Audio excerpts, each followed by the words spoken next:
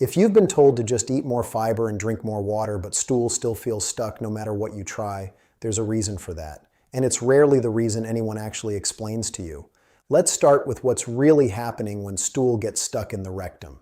This isn't the same thing as ordinary constipation, where things simply move slowly through the intestines. This is different. This is about the very last stretch of the journey, the rectum, which is the final holding area right before stool is meant to leave the body. Normally, when stool arrives in the rectum, the walls stretch slightly, nerve signals fire, and the brain registers the urge to go. From there, a coordinated sequence should happen automatically. Certain muscles relax, the passage opens, and stool moves out with a normal, comfortable push. That's the mechanism working the way it's supposed to. But for a significant number of people, stool arrives in the rectum, the urge is felt, they sit down, they push, and nothing happens. Or maybe a small amount comes out, but there's a strong sense that most of it is still sitting right there, unmoved. Over time, this can lead to real physical impaction, where stool becomes hard, backed up, and genuinely difficult for the body to release on its own. This is the pattern we're talking about. Not a single hard stool, but a repeating, frustrating pattern. So if it's not simply about diet, what do most people actually get told? In a typical appointment, the explanations tend to follow a familiar script. Not enough fiber in the diet, not drinking enough water, sitting too much during the day and not moving enough, ignoring the urge to go because of a busy schedule, certain medications, especially pain medications or iron supplements that are known to slow things down. And for some people, these explanations are completely accurate. Adjust the diet, add more movement, stay hydrated, and the problem resolves. But here's the part that doesn't get talked about enough. For another group of people, all of that is already in place. They eat plenty of fiber. They drink enough water. They move throughout the day. They're not ignoring the urge. And the stool still doesn't come out the way it should. They increase fiber even more, and somehow it gets worse instead of better. They try different laxatives, and the results are inconsistent at best. They start to wonder if something is wrong with them specifically, because the standard advice, the advice that works for most people, simply isn't working for them. This is usually where frustration builds. It can feel like there's no clear next step because the boxes have already been checked. Diet, fine. Hydration, fine. Activity level, fine. And yet the body still won't cooperate. The truth is, when someone has ruled out the usual dietary and lifestyle causes, and the problem persists, the explanation almost always lies somewhere else entirely. Not in what's being eaten, but in how the body is physically attempting to release stool in that final moment. There's a mechanical, muscular piece of this process that most explanations skip right over. It has nothing to do with fiber and everything to do with coordination. Specifically, whether certain muscles are relaxing when they're supposed to or doing the exact opposite. To understand this, it helps to picture what's supposed to happen during a normal bowel movement. There's a muscle called the puborectalis, along with the anal sphincter, that wraps around the lower rectum like a sling. When everything is working correctly, this muscle relaxes at the moment of pushing. That relaxation straightens out the angle of the rectum, opens the passage, and allows stool to move through smoothly. It's an automatic, coordinated release, muscles letting go at exactly the right moment. But in a surprising number of people, that release doesn't happen. Instead of relaxing, the puborectalis muscle and the surrounding sphincter tighten. This happens involuntarily, often without the person even realizing it's occurring. So picture someone sitting down, straining, genuinely trying to push stool out, while at the very same time, a ring of muscle around the rectum is clenching shut. The body is essentially pushing forward and holding the door closed at the same moment. No matter how much effort goes into pushing, the exit simply isn't opening the way it should. Now here's something that makes this whole picture even more complicated. This kind of muscle miscommunication rarely happens on its own. There's a hidden, everyday factor, something most people breathe in without ever thinking about, that can quietly make this exact kind of muscle tension worse over time. And on top of that, there's a surprising, centuries-old ocean ingredient tied to a population with a dramatically lower rate of this exact problem, even though their daily habits break nearly every rule we're usually told to follow. If you want to see how these hidden pieces actually connect, point your phone camera at the QR code on the screen right now, or check the link pinned in the comments below. Now back to what this muscle pattern is actually called. This condition has a clinical name, pelvic floor dyssynergia, sometimes also called anismus. The word dyssynergia simply means a lack of coordination between muscles that are supposed to work together. In this case, the muscles responsible for opening the rectum and the muscles responsible for pushing stool forward are working against each other instead of in sync. What makes this particularly important to understand is that it is usually not caused by any structural disease, blockage, or damage. In most cases, it's a learned or developed pattern in how the muscles respond, something that built up gradually, often without any single triggering event. It might develop after a period of chronic straining, after childbirth, after years of resisting the urge to go due to a busy schedule, or sometimes for reasons that are never fully identified. The muscle simply learned the wrong response, and now it repeats that response automatically, every time. This is the core of what's often missing from the conversation.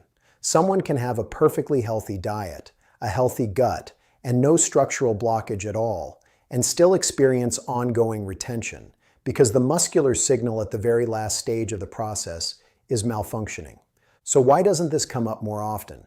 Why isn't this the first thing mentioned when someone describes ongoing stool retention? Part of the answer is simply practical. Identifying this kind of muscular coordination problem usually requires specialized testing. Things like anorectal manometry, which measures pressure and muscle response in real time, or a defecography, which allows visualization of what actually happens during an attempted bowel movement. These aren't tests that get ordered during a routine visit. A standard appointment is typically short, and there's rarely time to walk through the full mechanics of pelvic floor coordination when there are quicker, more common explanations to try first. Because of that, the natural first step in almost any visit is to address diet, hydration, and activity level, since those are the most common contributors and the easiest to correct.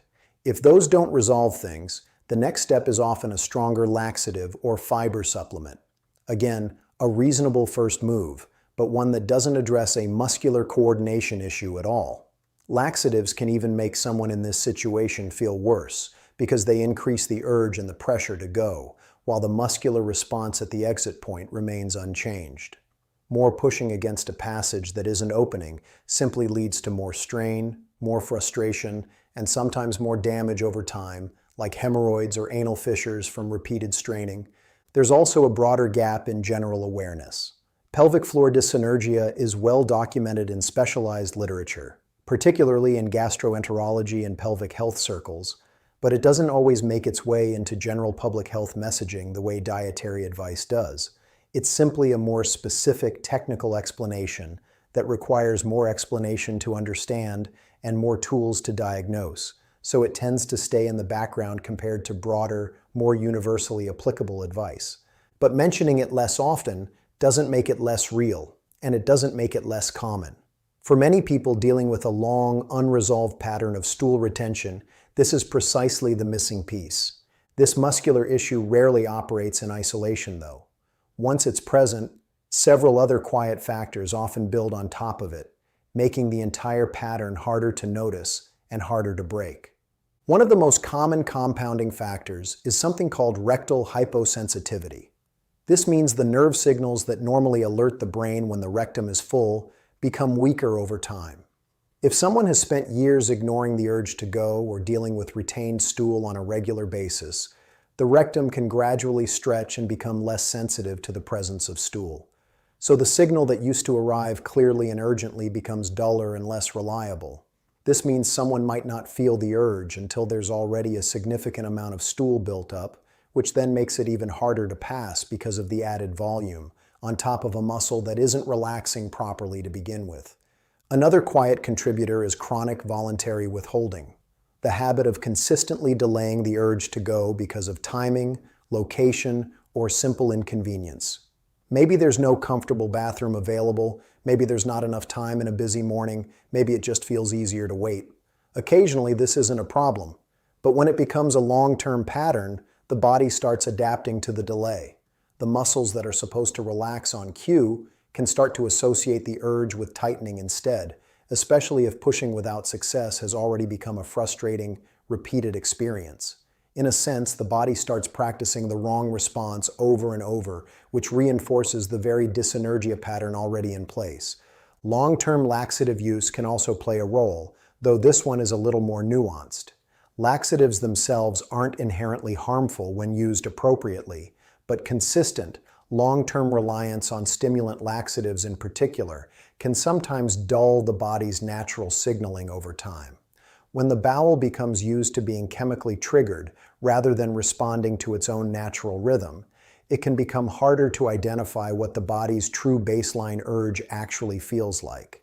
This doesn't cause the muscular coordination issue on its own, but it can make an existing issue more difficult to notice and more difficult to untangle from other contributing habits. And there are also structural factors that sometimes exist alongside this muscular pattern rather than replacing it. Something like a rectocele, where the wall between the rectum and the vagina weakens and allows the rectum to bulge slightly, can create a pocket where stool becomes trapped, separate from the muscular tightening issue, but often occurring at the same time. Similarly, a mild rectal prolapse, where part of the rectal tissue shifts slightly out of place, can also interfere with a clean, complete release. When any of these structural issues exist together with pelvic floor dyssynergia, the overall picture becomes more complicated, and simply improving diet or muscle coordination alone may not fully resolve things. So how does someone begin to recognize whether this pattern might apply to them rather than a simple dietary issue? There are some noticeable signs. A strong, frequent sense that stool is present and ready, but an inability to release it despite normal or even excessive straining. A feeling of straining hard, sometimes for many minutes, with very little result. A sensation of incomplete emptying, even right after a bowel movement, as if something is still left behind. Needing to use physical pressure, like pressing on the abdomen or repositioning on the toilet, just to get any movement at all. And notably, little to no improvement even after increasing fiber and water intake. Sometimes even a worsening of symptoms with more fiber, because more bulk is arriving at an exit that isn't opening properly.